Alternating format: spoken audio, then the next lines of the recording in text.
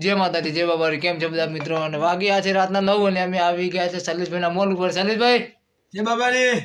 સુરેશભાઈ બાબારી અમે આજે સુરેશભાઈ ત્યાં આવ્યા હતા સલીશભાઈ મોલ ઉપર એટલે 250 કાજુ લીધી છે 250 બદામ લીધી છે અને 250 ગ્રામ લીધું છે આ તરાક છે એટલે 3 પેકેટ મેં લીધો છે 3 પેકેટ લીધા છે સુરેશભાઈ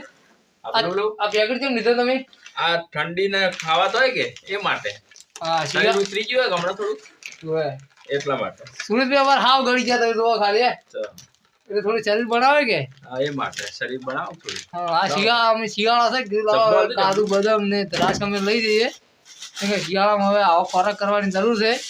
કેમ કે શિયાળા ને ખતપત ચાર ઉનાળામાં તો બધું આવું બધું ભાવે ના શું કેવું શૈલેષભાઈ તમારું હા સાચી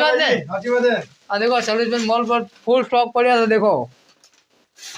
આ છે બદામ કાજુ આ છે દ્રાક્ષ એ જોઈ શકો છો આપણે મોલ પર આવી ગયા છે હવે